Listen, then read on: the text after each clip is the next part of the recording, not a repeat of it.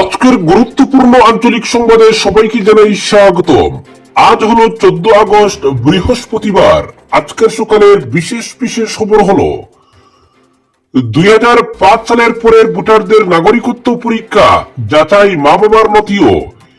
SIR এর ভিত্তি 2005 সালের ভোটার তালিকা ওয়েবসাইটে প্রকাশ।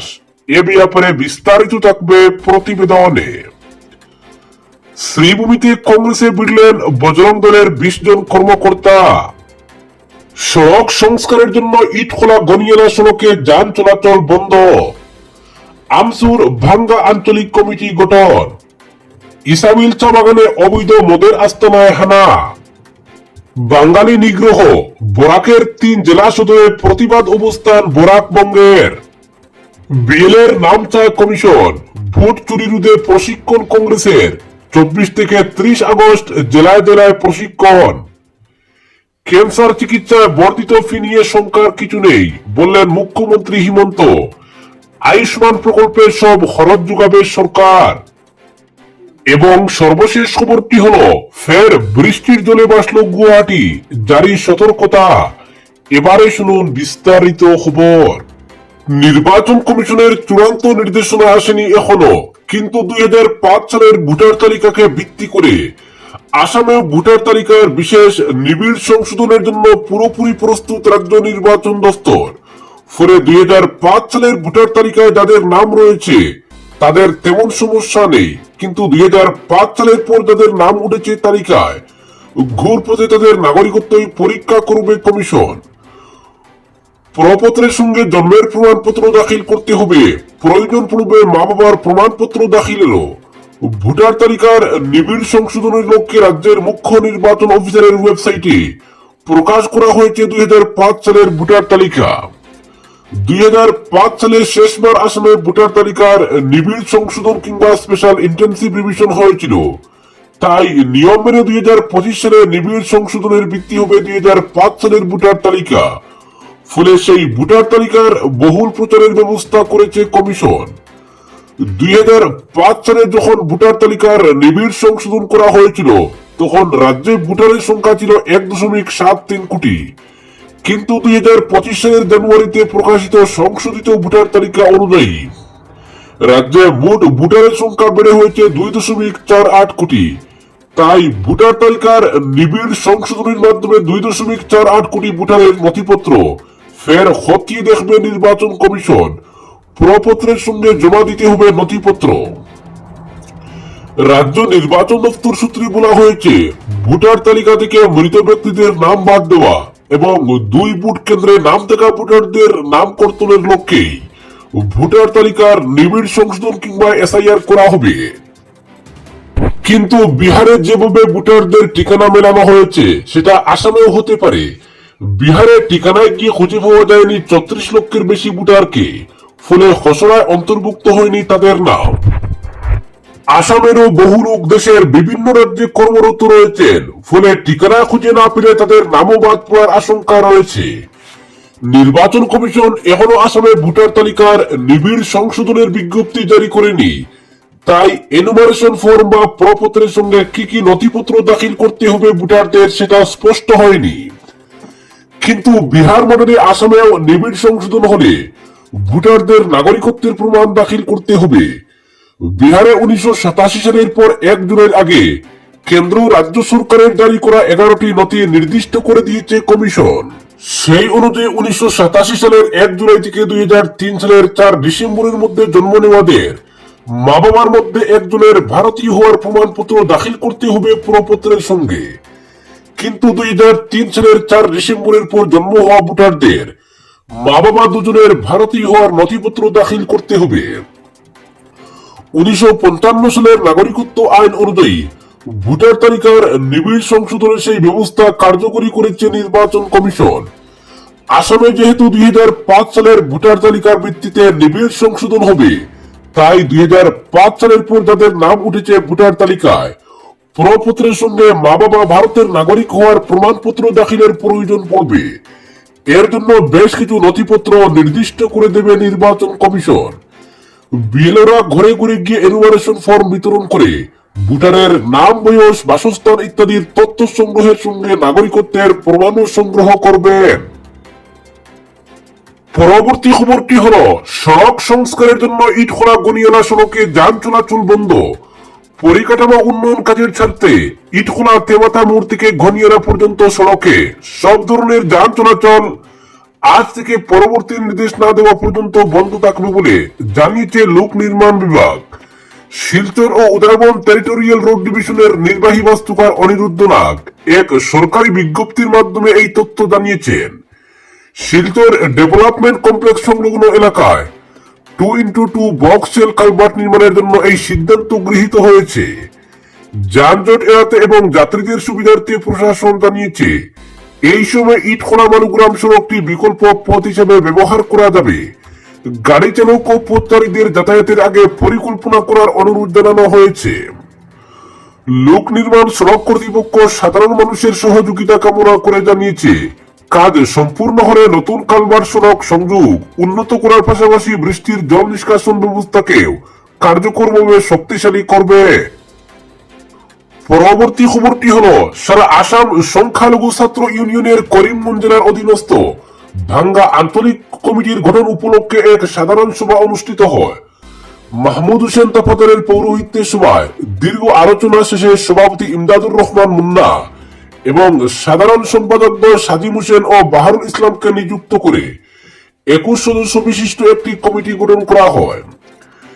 এদিনের সভায় সংগঠনের পক্ষ থেকে উপস্থিত ছিলেন কেন্দ্রীয় সাংগঠনিক সম্পাদক কাজী সাদিক আক্তার ও কেন্দ্রীয় প্রচার সম্পাদক জমির উদ্দিন, জেলা আনসুর সাধারণ সম্পাদক সালমান আহমেদ ও আফজল হোসেন তাফাদার, সহ সভাপতি মাহমুদ হোসেন তাফাদার, হবিবুর রহমান তালুকদার ও জয়নুল উদ্দিন, উপদেষ্টা আবু সুফিয়ান, বিশিষ্ট সমাজসেবী আহরার উদ্দিন, সমাজসেবী মোহাম্মদ ইমরান ও সামিউজ্জামান সহ এলাকার বিশিষ্ট জনেরা। পরবর্তী খবর শ্রীভূমিতে কংগ্রেসে ভিড়লেন বজরং দলের 20 জন কর্মকর্তা। কট্টর হিন্দুত্ববাদী সংগঠন বিশ্ব হিন্দু পরিষদের যুব শাখা বজরং দলের 20 জন কর্মকর্তা গেরুয়া শিবির পরিত্যাগ করে কংগ্রেসে যোগ দেন। বজরং দলের কর্মকর্তাদের কংগ্রেসে যোগ দেওয়ায় করিমগঞ্জ জেলার রাজনৈতিক মহলে ব্যাপক চর্চা শুরু হয়েছে। রাজ্যের প্রদেশ কংগ্রেস সভাপতি গৌরব গগৈ ও শ্রীভূমি জেলা কংগ্রেস সভাপতি তাপস পুরকায়স্থ দায়িত্ব নেওয়ার পর বিজেপি, ইউডিএফ সহ বাম দলের নেতা কর্মীদের আগমন করছে কংগ্রেসে। তবে আজ একেবারে চমক দেখালো শ্রীভূমি জেলা কংগ্রেস 20 জন কট্টর গেরুয়া দলের সদস্যকে দলে অন্তর্ভুক্ত করিয়ে জেলা সভাপতি তাপস পুরকায়স্থ প্রমাণ করলেন 2026 সালের নির্বাচনের আগে দল শক্তিশালী হচ্ছে। জেলা কংগ্রেসের দায়িত্বভার নেবার পর শ্রীভূমি কংগ্রেস দুর্বার গতিতে এগিয়ে চলছে। আজ শহর ব্লক কংগ্রেস শহরে 20 জনকে অন্তর্ভুক্ত করিয়ে থামলে হবে না। গ্রাম শহরকে শক্তিশালী করে তুলতে সকলকে এগিয়ে আসতে আহ্বান জানান আসাম প্রদেশ কংগ্রেসের প্রাক্তন বিধায়ক রাজু সাহু। দলের নবাগতদের কংগ্রেসি উত্তরীয় দিয়ে বরণ করেন শাহাদুত আহমেদ চৌধুরী, আইনজীবী জ্যোতিষপুর কায়স্থ, রাজা দত্ত বণিক, শহর ব্লক কংগ্রেস সভাপতি অনুরাগ দত্ত, সেবা দলের চেয়ারম্যান সন্দীপ নন্দী, জেলা ওবিসির চেয়ারম্যান অহিরঞ্জন দেব প্রমুখ।